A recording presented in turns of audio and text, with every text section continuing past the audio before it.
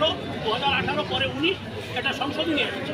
সেটা হচ্ছে 1 কিলোমিটার কোনো থেকে 1 কিলোমিটারের পরে শিক্ষা প্রতিষ্ঠান থাকলে সেখানে কোনো লাইসেন্স নবায়ন হবে বা পরিবেশ ছাড়পত্র দেওয়া হবে। সেই কারণে আমরা এখানে নবায়ন পাচ্ছি না ডিসি লাইসেন্স। সেই কারণেই আমাদের দাবির জায়গাটা হচ্ছে এটা হাইকোর্টের একটা নির্দেশনা আসছে আগামী 4 সপ্তাহের মধ্যে ব্রিফিল বন্ধ করে দিই। আমরা ডিসি মহোদয়ের সাথে কথা বলছি এবং আগামী 11 তারিখে আমরাও একটা স্মারকলিপি দেবো। আমরা এই দাবির জায়গাটা হচ্ছে যে আগামী 2 মাস অন্তত 60 দিন আমাদের এই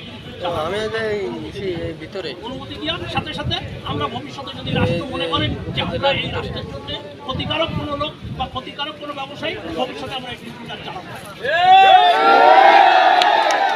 সেই কারণেই আমাদের দাবির জায়গাটা হচ্ছে আগামী 30 দিন অন্তত আমাদের মে মাস পর্যন্ত, মার্চ এপ্রিল মে, মার্চ মাস শুরু এপ্রিল মে পর্যন্ত আমাদের এই দাবিটা আমাদের এইটা দেওয়ার জন্য আপনারা যেহেতু প্রিন্ট মিডিয়া, আপনারা সাংবাদিক ভাইরা, আপনারা আমাদের আলোকে আপনারা দেখেছেন এইটা তো আমরা অল্প কিছু লোক এসেছি, বহু লোক আমাদের নিয়ে আসা সম্ভব হয়নি। এই আমরা 30-32টা ফিল্ড আছে সদরের এই লোকগুলো এখন একটা মৌসুম হচ্ছে যে এখন কিন্তু কোনো কাজ নেই, যে ধানের যে রোয়া বা সেগুলো সব হয়ে গেছে, কিন্তু এখন এই ব্রিক ফিল্ড ছাড়া এই সব লোকের কর্মসংস্থান আর কোনো জায়গা নেই। আমাদের একটা ব্রিক ফিল্ডে প্রায় 300 পরিবার কাজ করে, 300 পরিবার, তাই কি পরিমাণ লোক আপনার কাজ করে।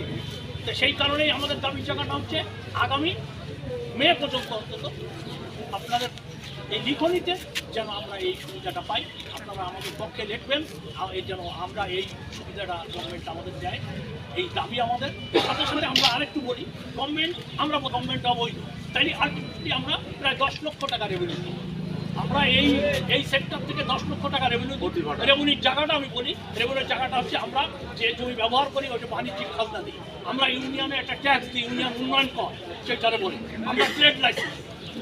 এরপরে আমরা চলে আসলাম হচ্ছে বিএসটিআই, কলকারখানা, ফায়ার লাইসেন্স, এরপরে আমাদের ইনকাম ট্যাক্স, এরপরে ডিসি লাইসেন্স, পরিবেশ না পাওয়ার কারণে আমাদের এই নবায়ন হচ্ছে। আজকে আপনারা জানেন যে অটো ব্রিক্স, আমাদের দাবি জায়গাটা হচ্ছে অটো ব্রিক্স 400 মিটারের মধ্যে তারা পরিবেশের ছাড়পত্র পাচ্ছে, আমরা 1000 মিটার অটো ব্রিক্স। আপনারা যারা যশোরের লোক আপনারা জানেন, 2টো অটো ব্রিক্স আছে আমাদের যশোরে, দুটোই কিন্তু 100 মিটার, 100 মিটারও না কোনো জায়গা না। আপনি তানজিলা ডিভাইন গ্রুপে দেখবেন চৌগাছায়, আপনি পৌরসভার ভিতরে, এবং তরকুল ইসলাম কলেজের ঠিক উল্টো দিকে কিন্তু ওই ব্রিক্সটা, মানে রাস্তার এপার। আপনি আপিল ব্রিক্স দেখবেন, আপিল ব্রিক্সটা হচ্ছে রাস্তার কর্নারে প্রাইমারি স্কুল, মাঝখানে রাস্তা, ওপরে ওনার।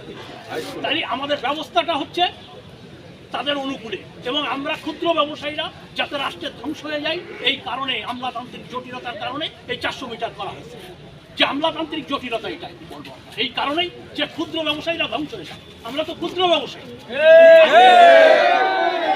ওদের কোনো লোক লাগে না, অটো ব্রিক্স, তাই আলটিমেটলি ওদের কোনো লোক লাগে না। অথচ আমরা একটা ব্রিক্সে মিনিমাম 300 করে, যারা একটু বড় তারা 500 লোকের কর্মসংস্থান। সেই কারণেই আমাদের দাবির জায়গাটা হচ্ছে হয় আমাদের 2-3 মাস সময় দেওয়া হোক মে পর্যন্ত, যদি সম্ভব না হয় আমরা ভবিষ্যতে আমরা চালাবো।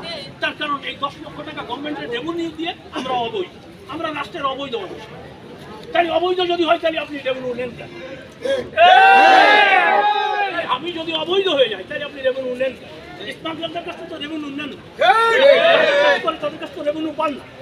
আমরা যথা সময় রেভিনিউ দিই, যদি কোনো কারণে কেউ সীমা ফেল করে তাহলে গাড়ি ধরে নিয়ে যায় বা কাস্টম কমিশন।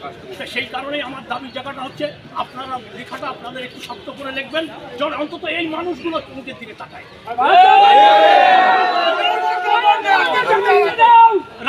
রাষ্ট্রের আইন কার জন্য? রাষ্ট্রের আইন তো জনগণের জন্য। জনগণ যদি না বাঁচে,